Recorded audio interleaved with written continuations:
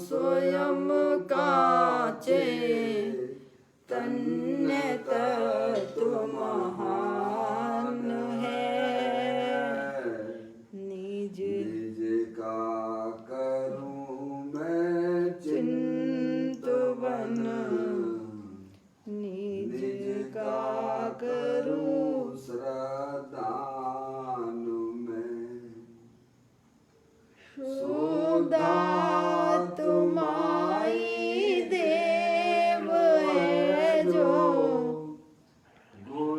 अनंत निधान है। मैं स्वानुभव में देख लूं आत्मा स्वयं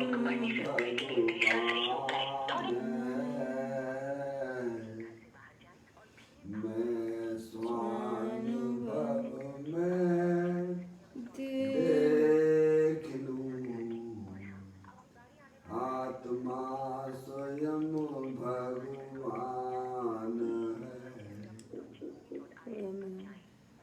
रम्योळजिणं वीरम् अनंत वर्णादिदंसन सावम् भोक्ष्यामि नियम सारम् केवली श्रुत केवली भणिदम्। उन्होंने अपनी कॉल नमो करो अनंत उत्कृष्ट दर्शन ज्ञानमय जिन वीर को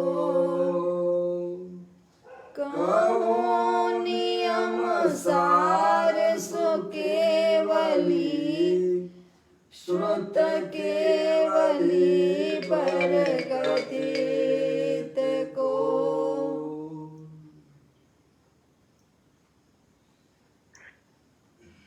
श्री नियम सारजी नामक परम आध्यात्मिक ग्रंथ स्वाध्याय हेतु में विराजमान है। आज से 2000 वर्ष पहले इस महान पवित्र ग्रंथ की रचना आचार्य श्री कुंद देव द्वारा इसी पवित्र भूमि पर की गई और इसके टीकाकार पदम प्रमलधारी देव मुनिराज हैं। ग्रंथ का नाम श्री नियम सार जी है। नियम से करने उपकार अपनी आत्मा में सम्यक दर्शन, सम्यक ज्ञान, सम्यक चारित्र रूपी निर्मल पर्याय, पवित्र पर्याय, मोक्ष मार्ग रूपी पर्याय को प्रकट करना है। क्योंकि वह पर्याय स्वयं ही सुख स्वरूप है और अनंत सुख का कारण भी है। अनादिकाल से हमारे आपके आत्मा में पर को अपना जानने वाली, पर को अपना मानने वाली, पर के साथ संबंध रखने वाली ऐसी मूढ़ देश रूपी मलिन पर्याय, अपवित्र रूप पर्याय प्रकट है, जो स्वयं दुख स्वरूप है और अनंत दुख का कारण भी है। ऐसी मोराग देश रूपी मलिन पर्याय का अपनी आत्मा में से उस पर्याय का अभाव करना है और सम्यक दर्शन ज्ञान चारित्र वाली निर्मल पर्याय, पवित्र पर्याय, मोक्ष मार्ग रूपी पर्याय को प्रकट करना है। ऐसे काल की प्राप्ति जिनवाणी माता के द्वारा अपने आत्मा के स्वरूप को पहचानना, अपनी जो आत्म वस्तु है वह परद्रव, प्रभाव और पर्याय से भी भिन्न एकमात्र अखंड ज्ञान ज्योति स्वरूप है।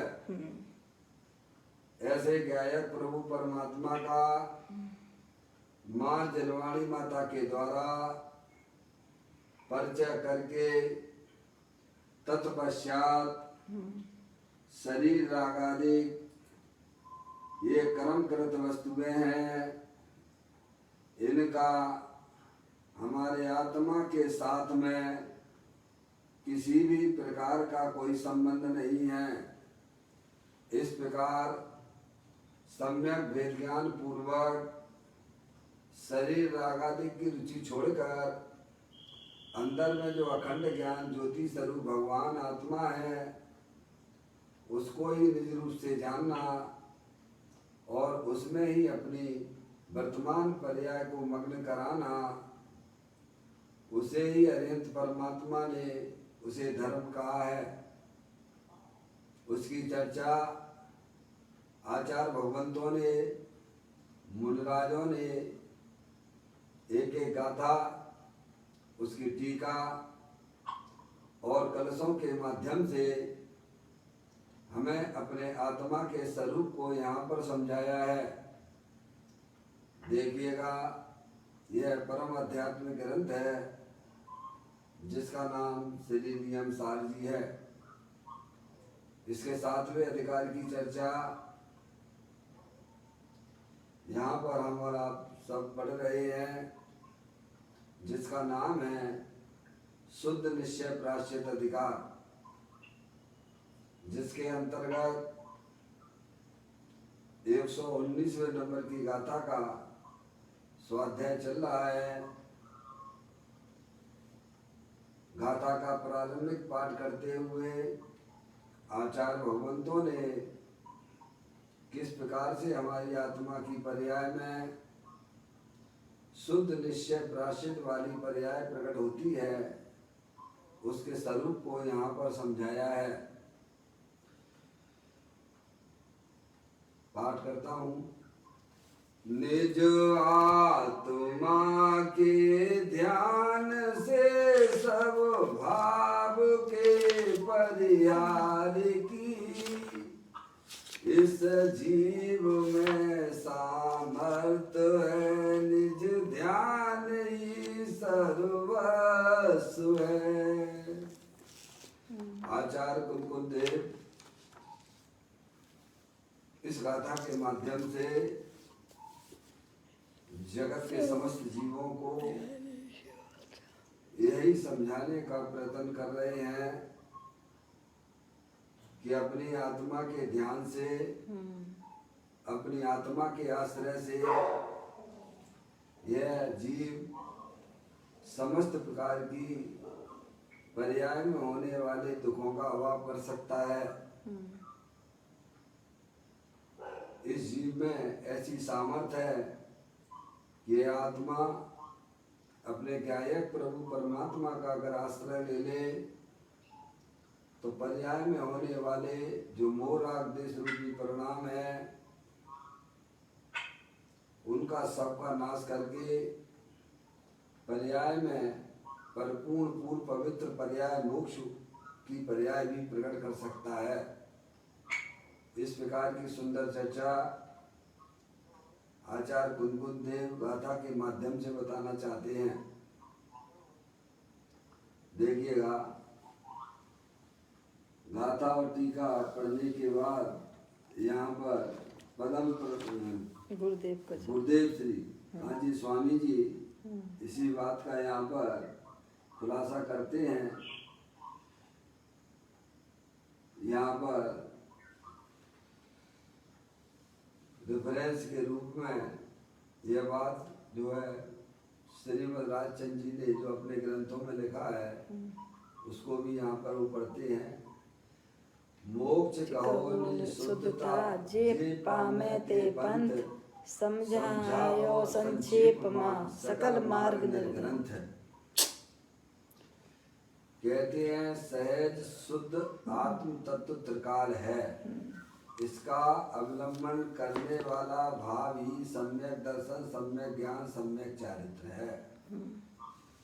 मोक्ष मार्ग कहो या शुद्ध भाव का अवलंबन कहो, आश्रय कहो, सन्मुखता कहो, झुकाव कहो, अथवा मैं एक शुद्ध ज्ञायक हूँ यह कहो, इन सब का एक ही अर्थ है। क्या कितनी बात आई है। ज्ञानी हमें समझाते हैं सहज शुद्ध आत्म तत्व त्रिकाल है, ये प्रत्येक आत्मा का स्वभाव है। क्या सहज शुद्ध आत्म तत्व त्रिकाल है। देखिएगा ये शरीर जो है ना, ये अनंत पुद्गल परमाणुओं का पिंड है। ये सदा काल एक जैसा नहीं रहता है, ये स्थायी तत्व नहीं है। शरीर क्या है? जड़ है, अनंत पुद्गल परमाणुओं का पिंड है। एक बात। दूसरी बात, आत्मा की पर्याय में जो मोराग देश रूपी, जो दुख रूपी पर्याय उत्पन्न होती है, वह भी वास्तव में सदा काल रहने वाली नहीं है, वह भी क्षण भंगुर तत्व है। अंदर में जो अखंड ज्ञान ज्योति स्वरूप भगवान आत्मा, जो तीनों काल आपके साथ में रहता है। क्या आप एक बार इस तत्व को समझने का प्रयत्न कीजिएगा। तत्व बहुत सरल है, सहज है, सुलभ है। पापा आवाज आ रही है? पापा आवाज आ रही है बराबर? मम्मी है? पप्पू भैया? पापा की आवाज कम आ रही है। पप्पू भैया? दूसरा हाँ, थोड़ा बस आपकी स्वीकृति सबकी मेरे को चाहिए। मुकेश भैया? आज मुकेश भैया नहीं है। मुकेश भैया आज आए नहीं है। नहीं। बाबूलाल जी साहब?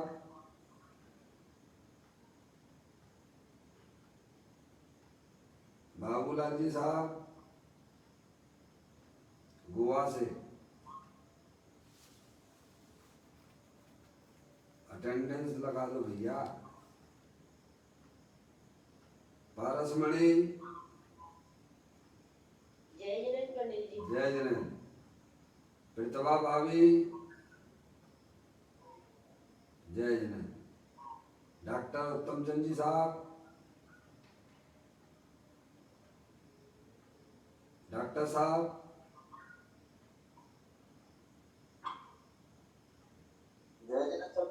जय जगन्नाथ। मैं अटेंडेंस ले रहा हूँ इसलिए कि आपकी जागृति के लिए। अजय भाई? जय जगन्नाथ। जय जगन्नाथ। देखिएगा तत्व बहुत सरल है, सहज है। अगर ये अपने अपने आत्मा की में ये काम कर लिया तो भाई साहब अभी अभी तत्काल तत्काल तत्काल आत्मा की पर्याय में दुख की पर्याय का भाव हो जाता है और अतीन्द्रिय आनंद की प्राप्ति हो जाती है। पंडित जी साहब? हुकमचंद जी साहब? पंडित जी साहब? हमारे बुजुर्ग पंडित जी साहब हैं, बहुत स्वाध्याय किया है। समझ में आया भैया? कोई कठिन नहीं है। एक बार अपने उपयोग को केंद्रित करते हुए इस तत्व को समझने का प्रयत्न कीजिए। यहाँ पर ज्ञानी हमें यही समझाने का प्रयत्न करते हैं कि सहज शुद्ध आत्म तत्व त्रिकाल है। त्रिकाल का मतलब तीनों काल है। चैतन्य वस्तु जो है अनंत शक्तियों के भंडार वाली, हर समय उपलब्ध है, देव देवन में विराजमान है। शरीर क्षण भंगुर तत्व है, अनंत पुद्गल परमाणुओं का पिंड है। शरीर कोई स्थायी वस्तु नहीं है। क्या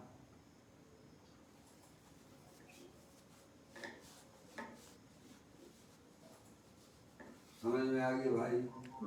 और हमारी आत्मा में जो रागादिक परिणतियां होती हैं, वे रागादिक परिणतियां भी क्षण भंगुर तत्व हैं। अपनी जो चैतन्य वस्तु है, जो जानने देखने वाली वस्तु है, अरूपी है, अनंत शक्तियों के भंडार वाली है, शुद्ध है, जिसमें परद्रव, प्रभाव और पर्याय की भी मिलावट होती नहीं है। ऐसी चैतन्य वस्तु तीनों काल विद्यमान है। तो तीनों काल में वर्तमान आया कि नहीं आया है भैया? आया ना?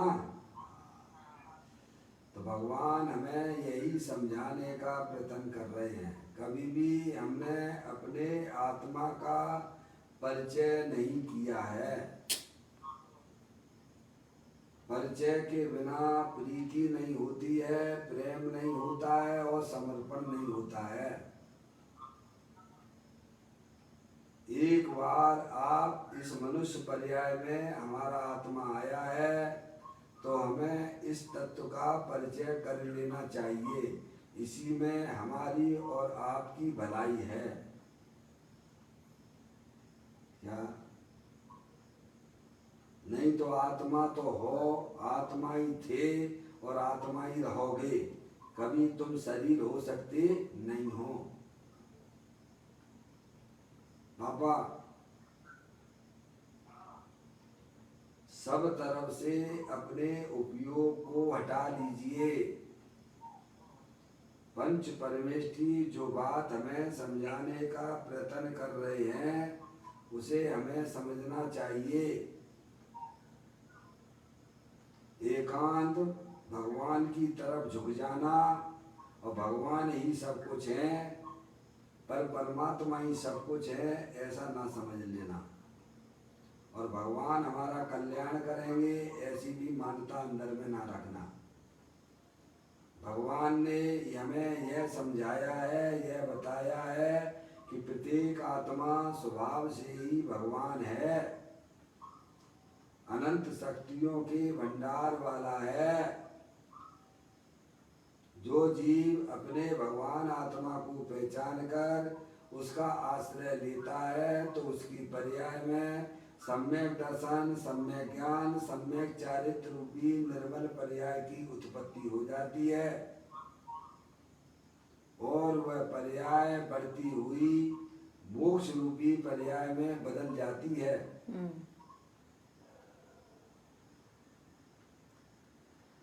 कहते हैं सहज शुद्ध आत्म तत्व त्रिकाल है, तीनों काल विद्यमान है। आपको कहीं से लाना नहीं है, आप स्वयं भगवान आत्मा हो। क्या? कौन हो भाई साहब? जानने देखने वाले चैतन्य वस्तु हो। ये शरीर तो क्षण भंगुर तत्व है, अनंत पुद्गल परमाणुओं का पिंड है। इसके अनंत पुद्गल परमाणु हर समय आ रहे हैं और जा रहे हैं। अंदर जो विराजमान चेतन वस्तु, जो तीनों काल विद्यमान वस्तु है, जिसमें प्रद्रव, प्रभाव और पर्याय की मिलावट होती नहीं है,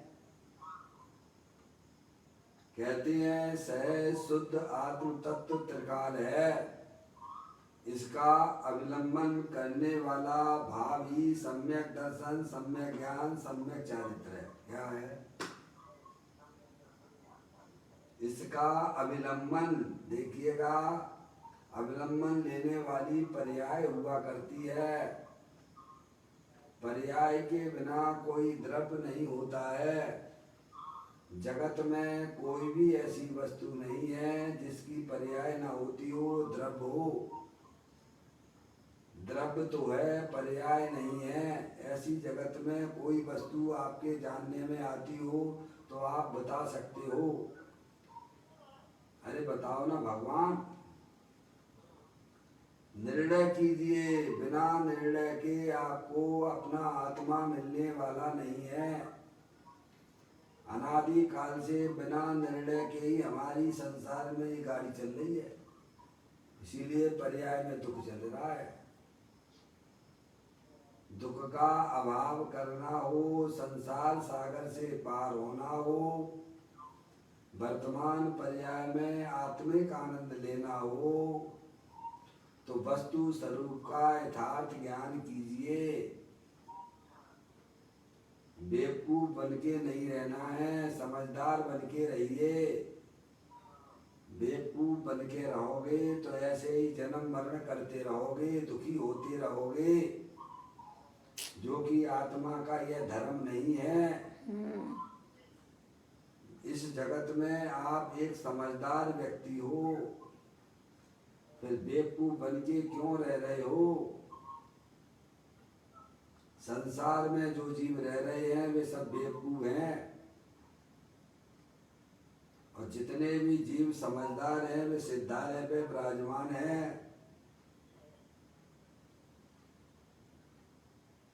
पापा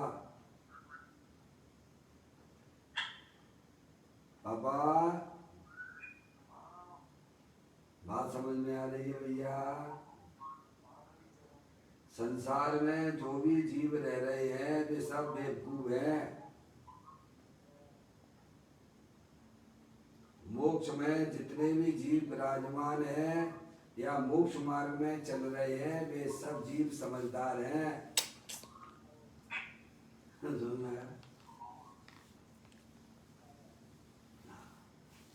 यहाँ पर यह समझाने का प्रयत्न किया जा रहा है कि अपनी चैतन्य वस्तु सदा काल, तीनों काल शुद्ध सहज त्रिकाल है, तीनों काल विद्यमान वस्तु है, अनंत शक्तियों के भंडार वाली है, स्थायी है, परमानेंट है।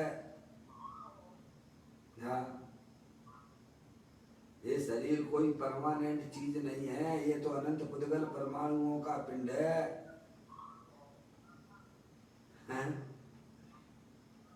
आत्मा की पर्याय में संसार अवस्था में जो दुख रूपी पर्याय दिखाई दे रही है वह उसकी अज्ञानता की निशानी है।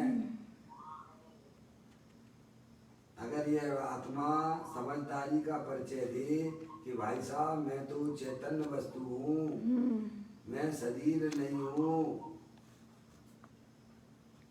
तो उसी समय यह आत्मा की पर्याय में होने वाले दुखों का अभाव हो जाता है। जब ही जिए आत्म जाने तब ही जिए शिव सुख ठाने। जब यह जीव जानता है कि मैं स्त्री नहीं हूँ, मैं मनुष्य नहीं हूँ, मैं शरीर ही नहीं हूँ, मैं तो एकमात्र अखंड ज्ञान ज्योति स्वरूप भगवान आत्मा हूँ, कारण परमात्मा हूँ, स्थायी वस्तु हूँ। समझ में आया? उसी समय इस आत्मा की पर्याय में दुख का अभाव हो जाता है और तत्काल उसकी पर्याय में मोक्ष मार्ग रूपी पर्याय, सम्यक दर्शन, सम्यक ज्ञान, सम्यक चारित्र रूपी निर्मल पर्यायों की उत्पत्ति हो जाती है। यही हमें ज्ञानी आचार्य भगवंत आदि समझाना चाहते हैं। सहज शुद्ध आत्म तत्व त्रिकाल है, तीनों काल विद्यमान वस्तु है। इसका अवलंबन, अवलंबन यानी आश्रय, आश्रय लेने वाली पर्याय हुआ करती है। आपके पास में पर्याय भी है और द्रव्य भी है, फिर देरी किस बात की है? अरे बोलो, क्या नहीं है? डॉक्टर साहब हमारे पास क्या कमी है? फिर ये पर्याय में दुख किस बात का है? फिर ये आत्मा दुखी क्यों हो रहा है? अरे बोलो, जवाब देना पड़ेगा भगवान। सब सारी चीजें हमारे पास में पड़ी हुई हैं, फिर हमारी पर्याय में भिखारीपना क्यों है? ये दीनता, हीनता, दुख रूपी पर्याय क्यों है? तो भगवान कहते हैं तुम अपने आत्मा को नहीं जानते हो और ना ही अपनी आत्मा का आश्रय लेते हो। शरीर आदि पर पदार्थों को तुम अपना जानते हो, मानते हो, जो तुम्हारे कभी हो सकते नहीं है। क्या? मैं एक शुद्ध सदा रूपी ज्ञान द्रव्य यथार्थ से कुछ अन्न वो मेरा नहीं, परमाणु मात्र नहीं। अरे मैं एक शुद्ध सदा रूपी ज्ञान द्रव्य यथार्थ से कुछ अन्न वो मेरा नहीं, परमाणु मात्र नहीं। अरे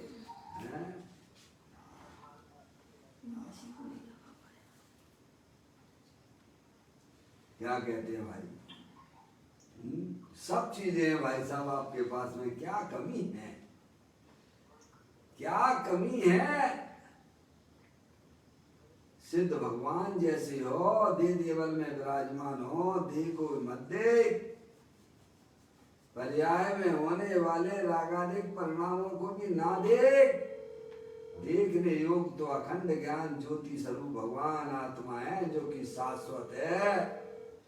ऐसे आत्मा की तरफ मात्र दृष्टि देने से, मात्र दृष्टि देने से, मात्र दृष्टि देने से द्रव्य के अंदर जो शक्तियां भरी हुई है उनकी पर्याय में व्यक्तता हो जाती है। भगवान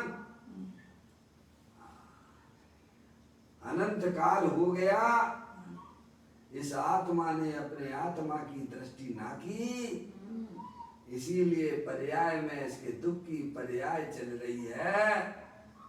शरीर आदि पर पदार्थों को अपना जानता है, अपना मानता है, जो कभी इसके होते नहीं है। जो अपनी चीज है इसे खबर नहीं है।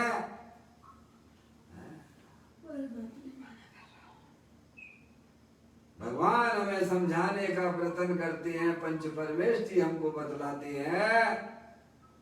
सहज शुद्ध आत्म तत्व त्रिकाल है, कहीं से आपको लाना नहीं है। दे देवल में भगवान आत्मा तीनों काल विद्यमान वस्तु है, उसका सच्चा ज्ञान करो, वो तुम हो। ऐसे ज्ञाय प्रभु परमात्मा का जब जीव आश्रय लेता है, पर्याय का काम अपना त्रिकालिक ध्रुव भगवान आत्मा का आश्रय लेने का था, पर अज्ञान दशा में शरीर आदि पर पदार्थों के आश्रय बैठी हुई है, वही तो दुख का कारण है। भगवान पर्याय को आश्रय लेना था तो अपने त्रिकालिक ध्रुव भगवान आत्मा का ले रही है, पर द्रव्यों का, इसीलिए इसकी पर्याय में दुख की पर्याय चल रही है, पामर रूप से पर्याय चल रही है। आप उसे बहुत आसानी से इसे बैठ सकते हो भाई। आचार्य भगवंत हमको समझाते हैं, सहज शुद्ध आत्म तत्व त्रिकाल है। त्रिकाल में वर्तमान आया कि नहीं आया? भगवान आया। इस इसका अवलंबन, अवलंबन का मतलब आश्रय। आश्रय कौन लेती है? पर्याय लेती है। पर्याय के बिना द्रव्य नहीं होता है, द्रव्य बिना पर्याय के नहीं होता है। तो कहते हैं इसके अवलंबन करने वाला भाव ही सम्यक दर्शन है, सम्यक ज्ञान है, सम्यक चारित्र है। क्या? जब यह पर्याय अपने आप को चैतन्य रूप से अनुभव करती है, तब इसकी पर्याय में पवित्र पर्यायों की उत्पत्ति हो जाती है। उसे भगवान मोक्ष मार्ग कहते हैं।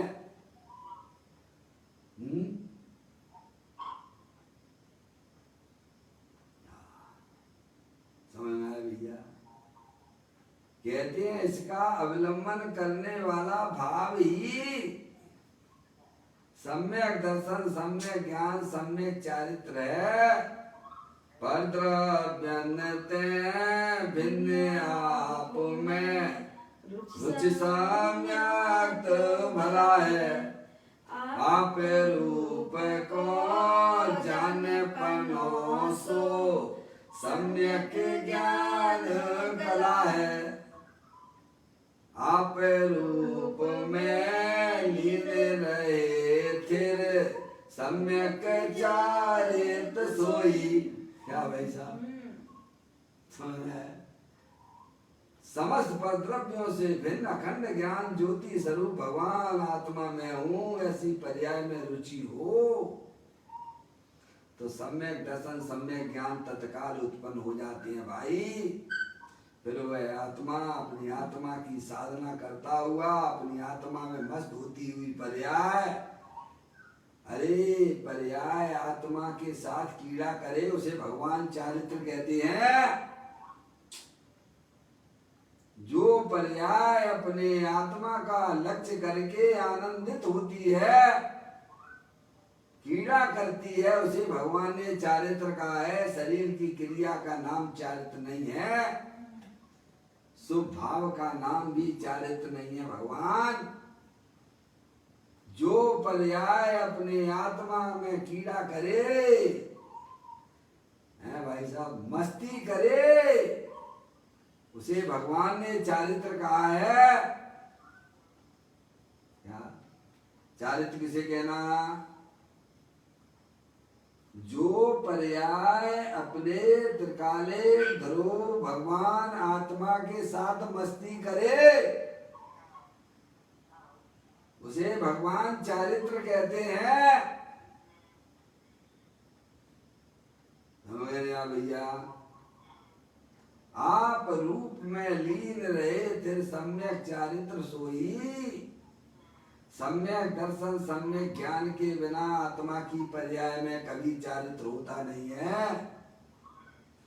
आत्मा को अपना जाने बिना, आत्मा का अवलंबन लिए बिना, आत्मा का आश्रय लिए बिना, अपने आप को आत्मा स्वीकार किए बिना किसी की पर्याय में चारित्र की उत्पत्ति नहीं होती है। भगवान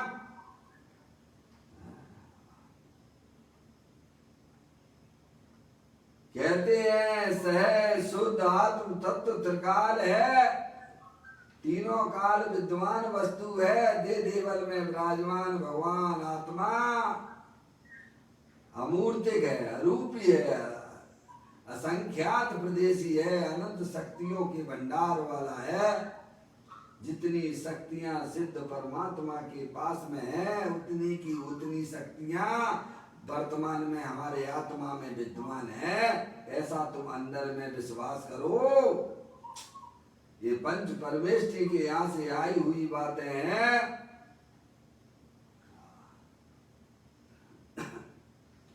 कहते हैं सह शुद्ध आत्म तत्व त्रिकाल है, इसका अवलंबन करने वाला भाव, क्या इसका अवलंबन करने वाला भाव ही सम्यक दर्शन, सम्यक ज्ञान, सम्यक चारित्र है।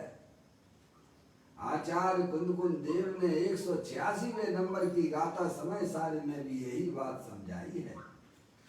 जो शुद्ध जाने आत्म को है, शुद्धता को प्राप्त हो, अनशुद्ध जाने आत्मिको अनिशुद्ध आत्मा ही प्राप्त हो।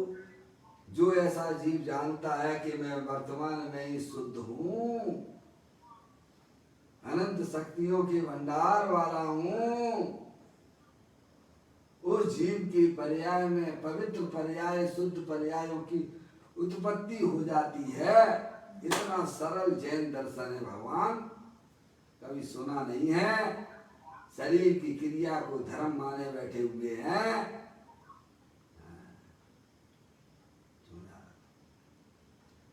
कहते सह शुद्ध आत्म तत्व त्रिकाल है। इसका अवलंबन करने वाला भाव यानी पर्याय ही सम्यक दर्शन, सम्यक ज्ञान, सम्यक चारित्र है। मोक्ष मार्ग कहो या शुद्ध भाव का अवलंबन कहो, एक ही बात है। क्या कितने शब्द दिए देखिएगा इसी बात को समझाने के लिए। मोक्ष मार्ग कहो, शुद्ध भाव का अवलंबन कहो, आश्रय कहो, सन्मुखता कहो, झुकाव कहो, अथवा मैं एक शुद्ध ज्ञायक हूं यह कहो, इन सब का एक ही अर्थ है। क्या कितनी बात कही है बोलो भैया। एक शब्द का भी भाव अंदर में ग्रहण हो जाए भाई साहब, इतनी बात है कही भगवान ने।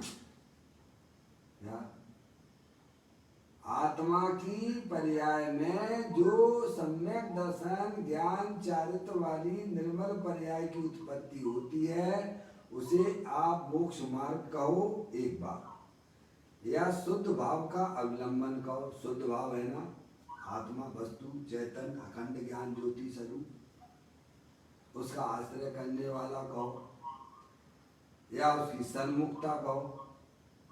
पर्याय का झुकाव किधर आ गया भाई साहब, पर्याय का झुकाव कहो। जो बैरमुख थी वही अंदर चली गई। अनादि काल से यह पर्याय बैरमुख थी, अनादि काल से पर्याय बैरमुखी हुई थी, और पर्याय ही अंतर्मुख होती है समझदार होने पर। क्या जो बाहर गया है वही तो अंदर आएगा ना, उसी को तो अंतरात्मा कहते हैं भगवान। अंतरात्मा क्या, जो सब कुछ अपने आत्मा में देखे उसे अंतरात्मा कहते हैं। तो कहते हैं आश्रय कहो, सन्मुखता कहो, झुकाव कहो, अथवा मैं एक शुद्ध ज्ञायक हूं। कौन हूं मैं एक शुद्ध ज्ञायक हूं यह कहो, इन सब का एक ही अर्थ है। क्या है, एक ही अर्थ है। पर्याय की आत्म सन्मुखता कहो, पर्याय का अपना त्रिकालिक ध्रुव भगवान आत्मा का आश्रय कहो, पर्याय का झुकाव अपनी चैतन्य वस्तु की तरफ कहो। मैं एक शुद्ध ज्ञायक हूँ, मैं शरीर नहीं हूँ, ये राग आदि परिणतियां में नहीं हूँ, पर्याय मात्र भी मैं नहीं हूँ, मैं तो एक शुद्ध ज्ञायक हूँ। इन सब का एक ही अर्थ है। आगे देखिएगा, धर्म का जितना भी प्रकाश है फैलाव है वह सभी इस परम पारणामिक भाव की भावना में समा जाता है। क्या कहा पूज्य गुरुदेव श्री समझाते हैं, धर्म का जितना भी प्रकाश है फैलाव है वह सभी इस परम पारणामिक भाव की भावना में समा जाता है। किसकी भावना करते, किसी भावना में, अपने त्रिकाले ध्रुव भगवान आत्मा की भावना में। भावना का अर्थ क्या है, श्रद्धा, ज्ञान, चारित्र। भावना का अर्थ आश्रव रूपी भावना ना लेना। समझ गए आप? भावना का मतलब क्या है, अपनी आत्मा को ही अपना जानना, अपनी आत्मा को ही अपना मानना, अपनी आत्मा में ही अपनी वर्तमान पर्याय को मग्न कराना, वही वास्तव में आत्मा का वह धर्म का वही आत्मा में फैलाव है। क्या है? पर्याय में फैलाव हो जाता है।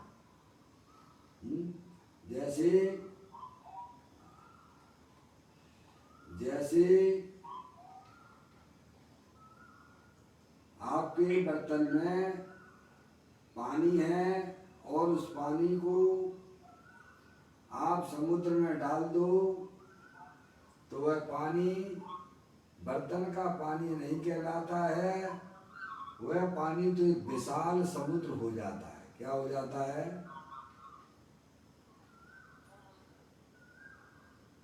बर्तन का पानी सामने खड़े हुए हो, समुद्र के सामने खड़े हुए हो, समुद्र में डालने से वह पानी फिर लोटे का पानी, बर्तन का पानी नहीं होता है, वह तो एक विशाल समुद्र के रूप में फैल जाता है। समझ में आया? वैसे ही जब आत्मा की पर्याय अपने चैतन्य समुद्र भगवान आत्मा देह देवल में विराजमान उसकी तरफ झुकती है, उसका आश्रय लेती है, तब उस पर्याय में धर्म का फैलाव हो जाता है। क्या हो जाता है? जानना है भैया, ऐसा कुछ अजब गजब काम हो जाता है। भगवान, तुम पर्याय को ढूंढने जाओगे तो तुम्हें पर्याय मिलने वाली नहीं है। फिर आप जैसे बर्तन का पानी समुद्र में डाल देने पर वह फिर आपको पानी मिलता नहीं है, वो तो फिर समुद्र हो गया ना। अब वो कहाँ रहा तुम्हारे बर्तन का पानी? ऐसे ही पर्याय ने अपना त्रिकालिक ध्रुव भगवान आत्मा जो कि सुख शांति रूप समुद्र है,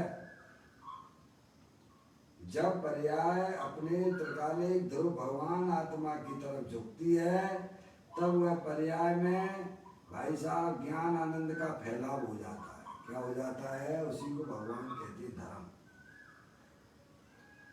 धर्म का जितना भी प्रकाश है, फैलाव है, वह सभी इस परम पारणामिक भाव की भावना में समा जाता है। ऐसे स्वभाव का अवलंबन करने वाला जीव अति आसन भव्य है। आसन भव्य किसे कहना? जो आत्मा अपनी आत्मा का आश्रय लेता है वही आत्मा अति आसन भव्य जीव है। तुम कल्पना ना कर लेना कि मैं भगवान की बहुत पूजा भक्ति अब करने लगा हूं तो मैं भव्य हूं। क्या भाई साहब? ये भव्यता की निशानी नहीं है। अगर ये भव्यता की निशानी होती तो हमारा आत्मा भाई साहब कब से है इस संसार में। धर्म के नाम पे इसने क्या क्या नहीं किया है। मुनि व्रत धार अनंत बार ग्रैवक उपजायो, पे निज आत्म ज्ञान बिना सुख लेस न पायो। फिर भी ये संसार में डोल रहा है। क्या इतनी उत्कृष्ट क्रिया करने के बाद भी हमारे आत्मा का बेड़ा पार क्यों नहीं हुआ इस संसार से? थोड़ा दो समय बैठ के विचार तो करो। अरे एक विद्यार्थी होता है, एक बार फेल हो जाता है तो अपनी कमजोरी को दृष्टिपात करता है कि मैं फेल क्यों हो गया। जब वह अपने दोषों को देखता है, दोषों पर दृष्टिपात करता है तो दोष को निकाल के ऐसा और वह क्लास में पहला नंबर प्राप्त कर लेता है। ऐसे ऐसे विद्यार्थी भी देखे हैं भाई साहब। फेल होने के बाद भाई साहब बढ़िया अच्छे नंबरों से पास हो जाते हैं। कैसे कैसे हो जाते हैं भाई साहब? हम अनादि काल से फैल हो रहे हैं। कब से फैल हो रहे हो? अनादिकाल से। अनादि काल से फैल हो रहे हैं। एक समय भी अपनी आत्मा में धर्म रूपी पर्याय की उत्पत्ति न हुई है? अगर आपने अपना ये काम कर लिया कि भाई साहब अपना भगवान आत्मा को पहचान लिया, उसका आश्रय ले लिया, अब किसी भगवान से पूछने की जरूरत नहीं, भगवान में भब्बू क्या भब्बू। भगवान कह रहे हैं ना, जो आत्मा अपने भगवान आत्मा का आश्रय लेता है वही उसकी भव्यता है। जो आत्मा पर के आश्रय बैठा हुआ है वह भव्य नहीं है। क्या? जिसने अपनी गाड़ी भगवान के भरोसे डाल दी है वो भव्य नहीं है, वो तो अभव्यता की निशानी है। आपको सुनने में थोड़ा कठोर जरूर लगता होगा, पर यह बात 100% 100 सत्य है। इसमें 0.000 भी माइनस करोगे तो नहीं चलेगा। समझ में आया भाई साहब? जो आत्मा अपने आत्मा का आश्रय लेता है वह जीव अति आसन भव्य जीव है, और जो अपनी आत्मा का आश्रय नहीं लेता है पर द्रव्यों का आश्रय लेता है वह जीव संसार सागर में डुबकी लगा रहा है। अगर आपको संसार सागर से तैरना है तो अपने गायक प्रभु परमात्मा को पहचान कर उसका आश्रय लो, और कोई आपको बचा नहीं सकता है भाई साहब।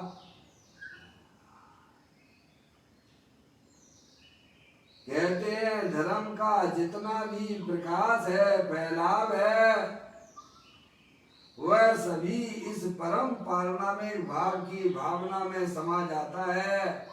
ऐसे स्वभाव का अवलंबन यानी आश्रय करने वाला जीव अति आसन भव्य है। पापा पापा हम भव्य हैं कि अभव्य हैं? अरे बोलो, अरे बोलो, भव्य हैं कि अभव्य हैं? भव्य हैं। आत्मा का आश्रय ले रहे हो। अरे आप दूसरा प्रश्न का जवाब नहीं देते हो आप।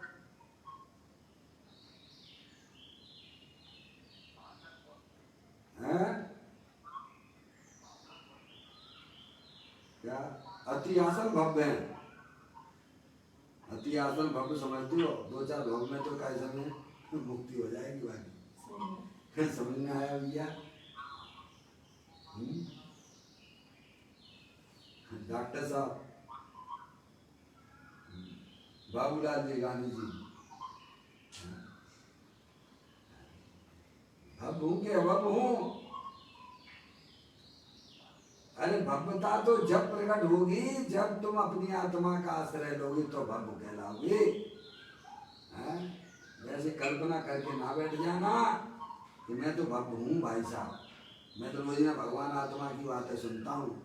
यह भव्यता की निशानी नहीं है।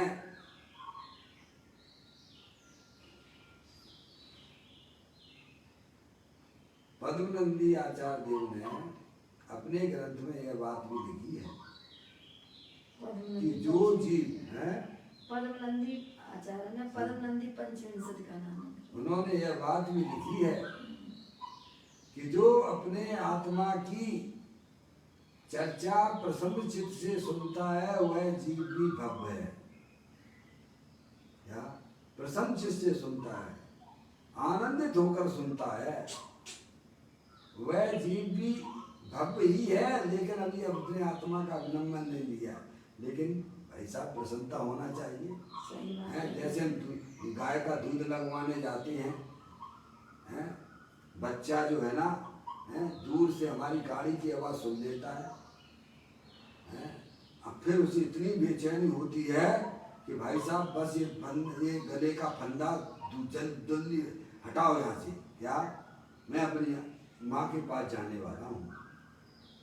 इतना इतना जो है उसके अंदर जो है भाई साहब तड़प परिणामों में उछाला लेता है। कैसा कैसा उछाला लेता है? अपनी माँ का दूध पीने के लिए अंदर में वह बच्चा उछाले लेता है और उछलता हुआ माँ का दूध पीता है। वह भव्यता की निशानी है। जो पर्याय में अपने भगवान आत्मा की बातें प्रसन्न चित्त से सुनता है भाई साहब, अब मुझे अपने भगवान आत्मा के पास, भाई साहब अब मुझे भगवान आत्मा की बातें, इतनी यहाँ तो भाई साहब सोचिए। इसीलिए आचार्य योगेंद्र महाराज ने यही बात हमें समझाई है, परिणामों में बंध है, परिणामों में मुक्ति है। हे योगी, तू परिणामों को पहचान। किसको पहचान? कि हमारी पर्याय किसके लिए झुकती है, किधर झुकती है, किसमें आनंद बना रही है, किसको ज्ञान का ध्येय बनाती है। ये किसी भगवान से पूछने की जरूरत नहीं, भगवान ने तो संदेश दे दिया है। सही बात है, सही बात है। कहते हैं ऐसे स्वभाव का अवलंबन करने वाला जीव अति आसन भव्य है। समझ में आ रही है? यह जीव अपने परम पारणामिक भाव के अलावा अन्य 4 भावों का परिहार करता है। परिहार करता का मतलब क्या है? परिहार का आश्रय छोड़कर स्वभाव का आश्रय लेता है, यही परिहार का मतलब है। परिहार का मतलब क्या है? अपने गायक प्रभु परमात्मा परम पारणामिक भाव से जो सदा काल उपलब्ध है। जब पर्याय अपने त्रिकालिक ध्रुव भगवान आत्मा का आश्रय लेती है, तब समस्त प्रकार के पर्यायों का आश्रय छूट जाता है। वही अभाव की बात है। क्या आप 5 प्रकार के भावों की चर्चा अपने ग्रंथों के अंदर विद्वान है। नियम सारथी ने चल ही रही है, यही चल समझ गया। इस गाथा में भी यही बताना चाहते हैं। औदैहिक भाव पर्याय होने वाले भावों की चर्चा है। औदैहिक भाव, औपसमिक भाव, औपसमिक भाव, क्षयिक भाव। कुछ इसमें मलिन है, कुछ इसमें पवित्र हैं।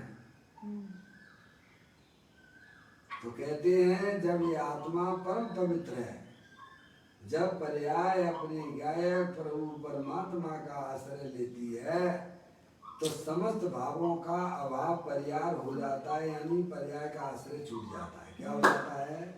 पर्याय का आश्रय छूट। पर्याय ने किसके साथ शादी कर ली? द्रव्य के साथ। अरे पर्याय की शादी किससे हो गई?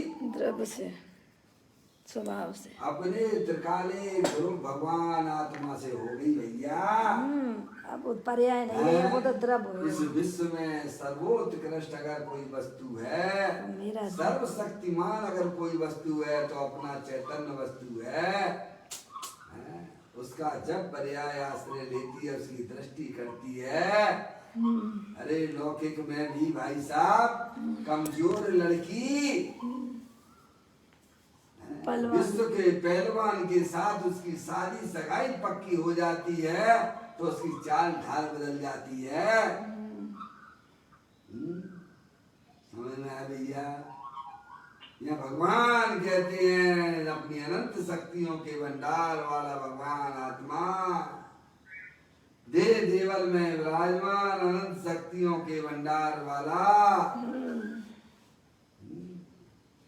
उसकी सगाई और उसकी शादी त्रिकालिक ध्रुव भगवान आत्मा से हुई है। उस पर्याय में रंगत बदल गई है भाई साहब। कहते हैं यह जीव अपने परम परिणामिक भाव के अलावा अन्य 4 भावों का परिहार करता है। परिहार का मतलब पर्याय का आश्रय छोड़कर स्वभाव का आश्रय लेता है। एक गाना है, फिल्मी गाना है पापा, पापा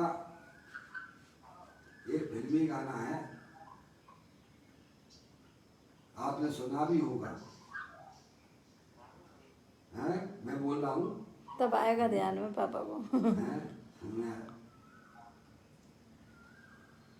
मैंने जो है तेरे कारण से सब कुछ छोड़ दिया, घर छोड़ा, परिवार छोड़ा, सब कुछ छोड़ा। क्या? सब कुछ मैंने तेरे कारण से सब कुछ छोड़ के आ गई है, सब कुछ छोड़ के मैं तेरे मतलब अपने प्रेमी के पास पहुंच जाती है।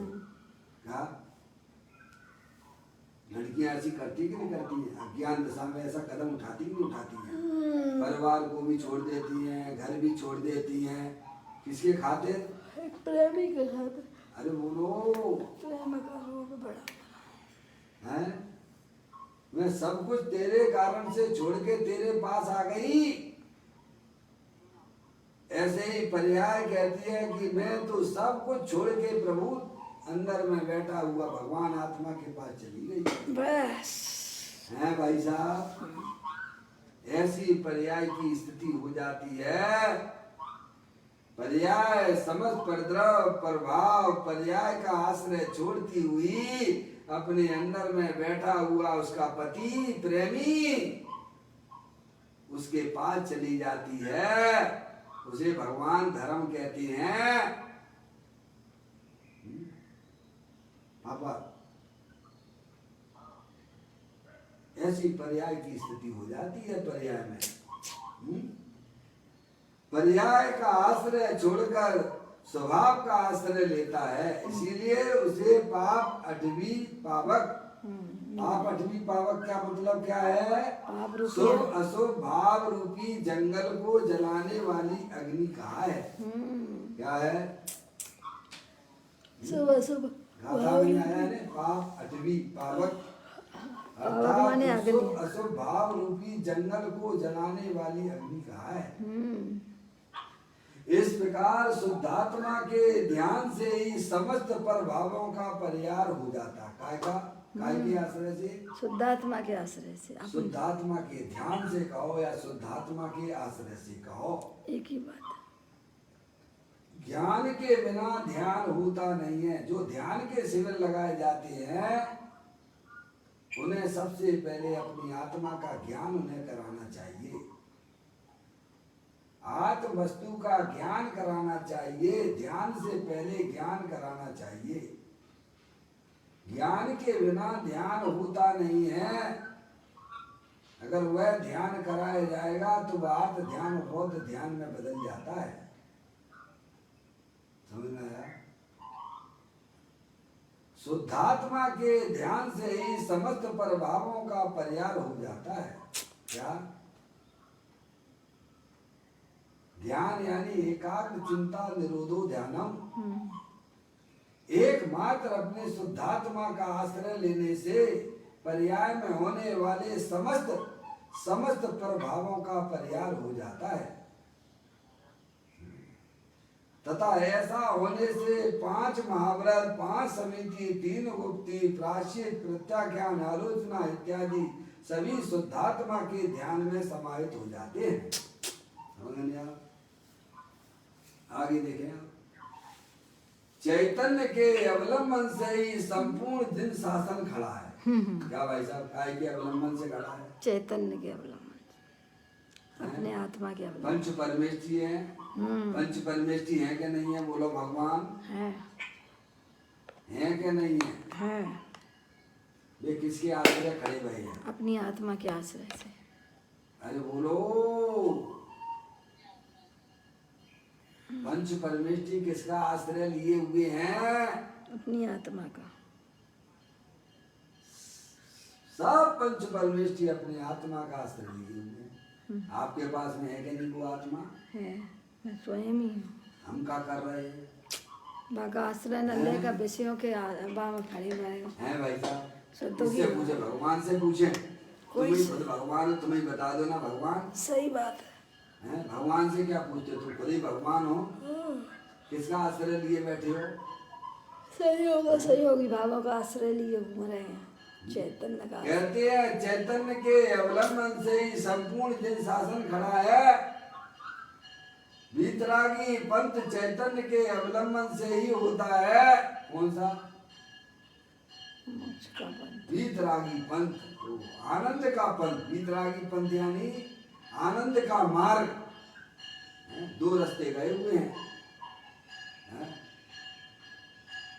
जिन्हें दो रास्ते हैं। एक तो प्लेन बढ़िया कंक्रीट की रोड बनी हुई है और एक जो है गड्ढे वाली है। अब तुम्हें अपनी गाड़ी कहाँ चलाना है चलाइए, आप जहाँ आप चाहिए। गड्ढे वाली सड़क भी है और एक भाई साहब बढ़िया प्लेन कंक्रीट की रोड गई हुई है। कहाँ गाड़ी चलाना पसंद करोगे भाई साहब? कंक्रीट वाली रोड पर हैं? ऐसे मोक्ष मार्गी जीवों की गाड़ी जो है भाई साहब अपने शुद्धात्मा के आश्रय वाली जो आनंद में रहती है, मस्त रहती है। मोक्ष रूपी मंजिल। समझ गए आप? बढ़िया फर्स्ट क्लास चलाते हैं गाड़ी। और अज्ञानी जीव संसार में तो खड्डे वाली गाड़ी में बैठता है। कहाँ बैठा हुआ है? क्षण क्षण में दुखी हो रहा है ना। जैसे गड्ढे में चलाएगा गाड़ी तो क्षण क्षण में गाड़ी परेशान तेरी है। खराब होगी और चलाने वाला ड्राइवर को भी तकलीफ होगी। समझ में आया? और मोक्ष मार्ग में चलाने वाले जीव भाई साहब निरंतर आनंद में रहते हैं। वे शुद्धात्मा रूपी गाड़ी पर बैठे हुए हैं। कहते हैं चैतन्य के अवलंबन से ही संपूर्ण दिन शासन खड़ा है। वीतरागी पंथ चैतन्य के अवलंबन से ही होता है, अन्य किसी के अवलंबन से नहीं है। समझ आया? कितना खुलासा किया पूज्य गुरुदेव श्री ने। आत्म स्वरूप का अवलंबन लेने वाला भाव ही मोक्ष मार्ग है। इसमें प्रतिक्रमण आदि सभी भाव समाहित हो जाते हैं। शरीर आदि तो बाह्य संयोगी पदार्थ है ही। क्या कहा? क्या कौन सी? शरीर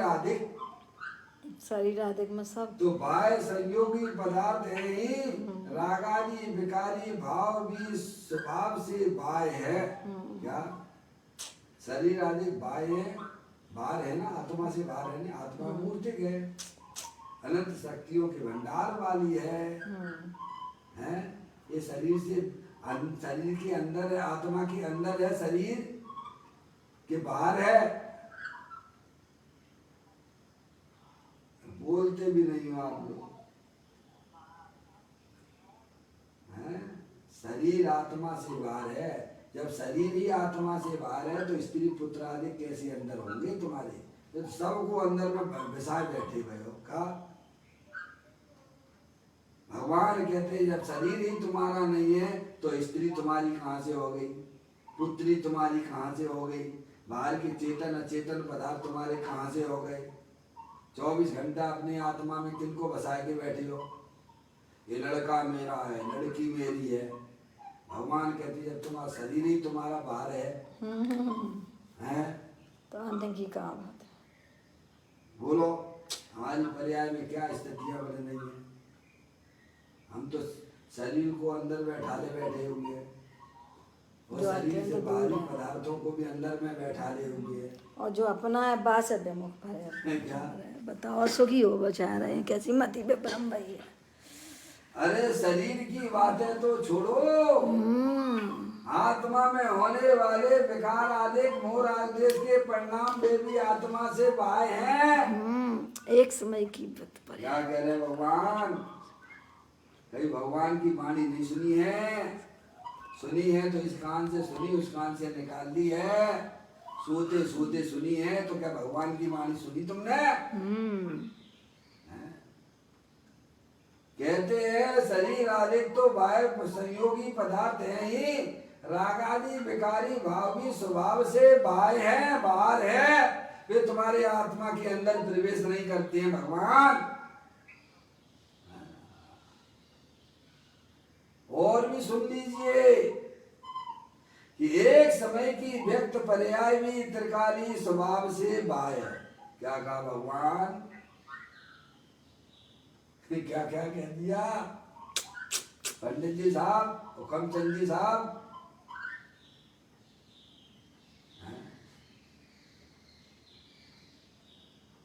कहते हैं शरीर आदि पर वस्तुएं तो बाहर हैं ही, आत्मा के अंदर होने वाले जो मोह राग देश के परिणाम है वे भी आत्मा से बाहर है। अरे एक समय की पर्याय भी तेरे आत्मा से बाहर है भाई। ऐसी चैतन्य वस्तु भगवान आत्मा तू है, उसकी दृष्टि कर, उसमें अपनापन स्थापित करो। कहते एक समय की व्यक्त पर्याय भी त्रिकाली स्वभाव से वाय है, जो ध्रुव परमात्म शक्ति सदा आत्मा में ही विद्यमान है। ध्रुव ध्रुव परमात्म शक्ति सदा आत्मा में ही विद्यमान है, उसकी महिमा कर। किसकी महिमा कर? हम कौन कौन की महिमा? बाहरी वस्तुओं की महिमा कर रहे हैं क्या भाई साहब?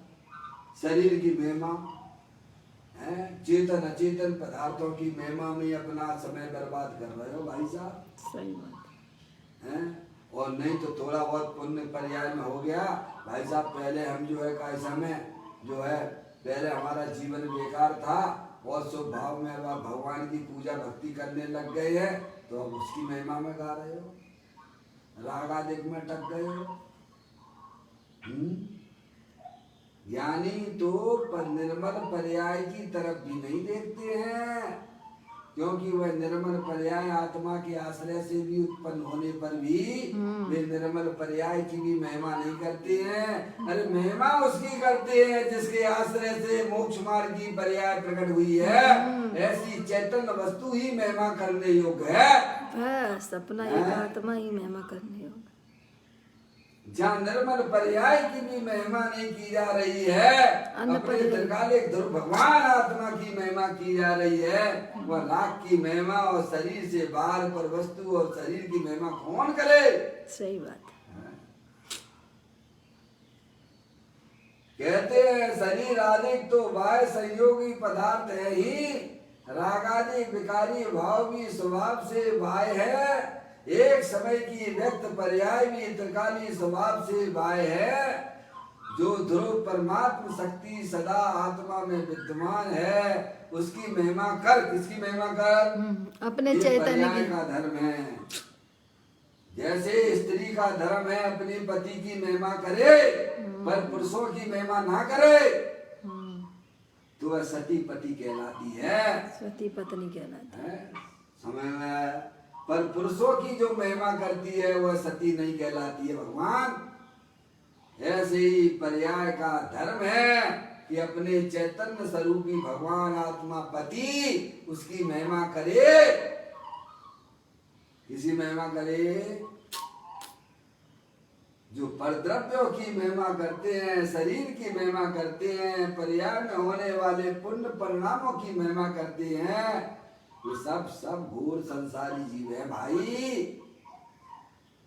वे संसार से पार नहीं हो सकते हैं।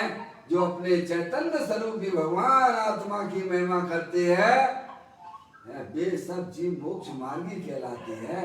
वे अल्प काल में अपनी पर्याय में केवल ज्ञान और मोक्ष की पर्याय प्रकट करने वाले हैं। कहते हैं जो ध्रुव परमात्म शक्ति सदा आत्मा में ही विद्यमान है, उसकी महिमा कर, उसका अवलंबन कर। महिमा ही नहीं करो, उसका आश्रय लो भाई साहब। शक्कर तो मीठी है, मीठी है, मीठी है, मीठी है। उसके गुण गाने से तुम्हें मीठे का स्वाद नहीं आएगा। स्वाद तो भाई साहब सेवन करोगे तो आएगा। ऐसे ही आत्मा इस जगत में सर्वोत्कृष्ट पदार्थ है। तुमने भगवान की वाणी से सुना और गीत गाने लगे। गीत गाने से कुछ नहीं होगा। आश्रय लो, उसका सेवन करो, तब वो पर्याय में सुख है। उसका अवलंबन कर, वही मोक्ष मार्ग है। उसे ही प्रतिक्रमण इत्यादि बोलों से बताया गया है। इस प्रकार यह चर्चा अभी अपनी शेष बाकी है पूज्य गुरुदेव श्री के माध्यम से। कल इसकी चर्चा आगे अपन और पढ़ेंगे। निज निधि निज में बताई, ये अनंत अनंत उपकार है उसके लिए जिन वाणी माँ को वंदना सतबार है, वंदना सतबार है। 9 बार। 9 बार नमोकार मंत्र।